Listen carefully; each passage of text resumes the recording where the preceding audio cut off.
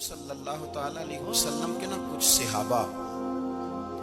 اللہ کی محبت کے شوق میں حضور کی بارگاہ میں حاضر ہوئے اور انہوں نے آ کے عرض پتہ کیا کیا، عرض کرنے لگے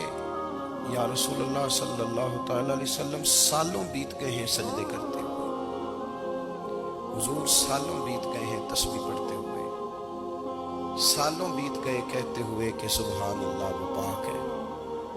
ہمیں سالوں بیت گئے یہ کہتے ہوئے کہ اللہ اکبر وہی سب سے بڑا ہے، سالوں بیت گئے کہتے ہوئے کہ الحمدللہ ساری تعریفیں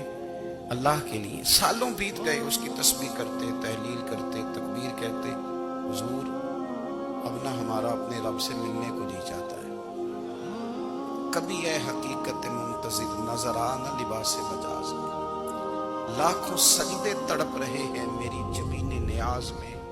اور اقبال کہنے لگے کہ تیرے عشق کی انتہا چاہتا ہوں، تو میری سادگی دیکھ کیا چاہتا ہوں، میرا ذرا سا تو دل ہے مگر شوخ اتنا، میں وہی لن ترانی سنا چاہتا ہوں، میرا بھی دل کرتا ہے کہ اللہ میں تجھے کہوں میں تجھے دیکھنا چاہتا ہوں جس طرح حضرت موسیٰ کلیم علیہ السلام نے کہا تھا، اور تو مجھے کہے کہ لن ترانی تو نہیں دیکھ سکتا، ذرا سا تو دل ہے مگر شوخ اتنا، میں بھی وہی لن ترانی سنا چاہتا ہوں، پھر کہنے لگے بھری بزم میں راز کی بات کہہ دی، بڑا بے ادب ہوں سزا چاہتا ہوں، دیکھو سب لوگوں کے بیچ ہی میں نے یہ کہہ دیا۔ میرے عزیز صحابہ نا شوق میں، کتنے سارے لوگ ہیں آپ، کتنی ماشاءاللہ بڑی تعداد میں آپ آئے، ہم بھی کبھی اس شوق میں گئے ہیں کہ ہمارے رب کو دیکھنے کو دل چاہتا ہے، ہمارا جی چاہے وہ کبھی ہمیں ملے، ہم کبھی اس کی زیارت کریں، اس کی بارگاہ کرم میں ہم حاضر ہوں۔ صحابہ نے عرض کیا یا رسول اللہ صلی اللہ تعالی وسلم ہمارا رب کہاں ہے، ہمارا نا اپنے رب کو دیکھنے کو جی چاہتا ہے۔ جب صحابہ نے یہ عرض کیا تو اللہ نے قرآن مجید نازل کیا، فرمایا وَإِذَا سَأَلَكَ عِبَادِي عَنِّي فَإِنِّي قَرِيبٌ، محبوب جب میرے بندے آپ کی بارگاہ میں آ کے میرے بارے میں پوچھے نا تو ان سے کہہ دینا میں ان کے قریب ہی ہوں،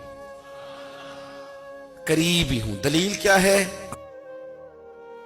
بھائی اذا دان،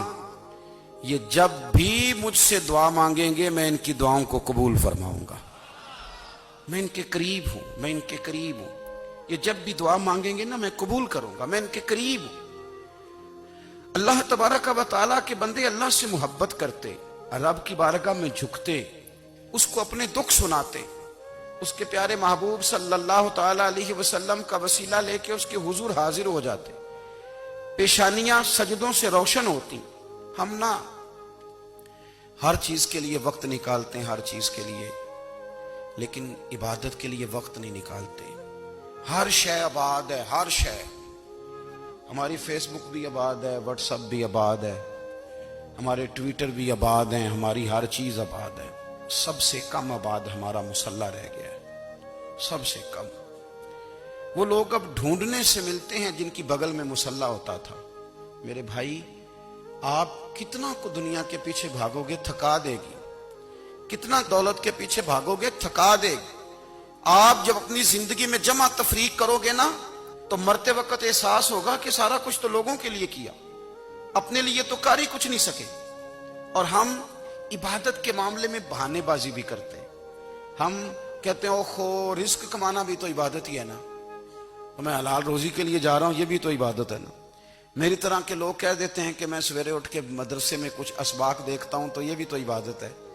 میں بیان کرنے کے لیے مطالعہ کرتا ہوں تو یہ بھی تو عبادت ہے نا، اتنے لمبے سفر کر کے ملک میں دنیا میں گھومتا ہوں تو یہ بھی تو میں عبادت ہی کر رہا ہوں۔ اب اسپیشل نفلوں کے لیے وقت کس طرح نکلے،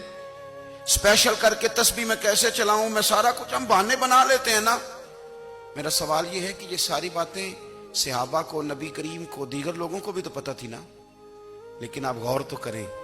23 سال حضور کو وقت ملا، مختصر وقت ظاہراً تبلیغ کرنے کے لیے، پوری دنیا میں دین بھی پھیلانا ہے، گھر میں 11 ازواج ہیں، 4 بیٹیاں ہیں، ان کی اولادیں، سارے کام کاج بھی دیکھنے ہیں، لیکن سیدہ طیبہ طاہرہ حضرت عائشہ صدیقہ رضی اللہ تعالیٰ عنہ فرماتی ہیں سارا دن تبلیغ کرتے، ہر غلام کے دکھ سنتے، گھر میں آتے تو اپنے گھر والوں کا خیال کرتے، کام میں ہمارا ہاتھ بٹاتے۔ قربان جاؤں، کہتی ہیں زمانہ سارا سو جاتا لیکن آمنہ کے لال مصلی بچھا لیتے۔ دنیا سو گئی، ساری سب سو گئے، جو خدام تھے، وہ جو غلام تھے، وہ سو گئے۔ صحیح مسلم میں لفظ ملیں گے، سیدہ پاک فرماتی ہیں او میرے نبی کے غلاموں، میں نے یہ رنگ بھی دیکھا ہے کہ حضور نے اتنا کھڑے رہے، اتنا قیام کیا، اتنا قیام کیا کہ مقدس پیروں میں ورم آ گئے، سوج گئے پیر اتنے بڑے۔ دل پہ ہاتھ رکھ کے نہیں بتا سکتا کہ میرے کبھی نماز میں پیر سوج گئے، کوئی نہیں بتا سکتا۔ بچوں کی روٹی کماتے تھک گئے، بات الگ ہے،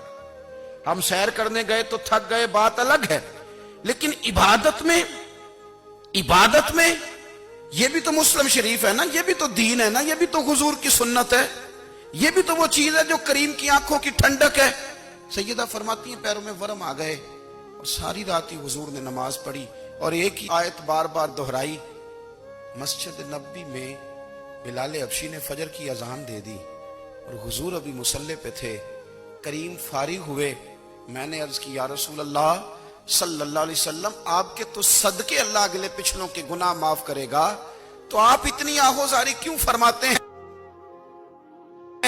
آپ تو شفیع ہیں، آپ تو انبیاء کے امام ہیں۔ تو حضور نے فرمایا عائشہ تم نے گنوایا ہے نا میرے اللہ کی مجھ پر کتنی رحمت ہے، افلا اکون عبدا شکورا، فرمایا اگر اس نے اتنی نعمتیں دی ہیں تو کیا میں اس کا شکر گزار بندہ نہ بنوں؟ میں شکر گزار بندہ نہ بنوں اس کا؟ پھر اگر اتنی نعمتیں اس نے دی ہیں، مجھے اتنا نوازا ہے، تو پھر میں اس کے سامنے سجدے نہ کروں؟ او میرے بھائی،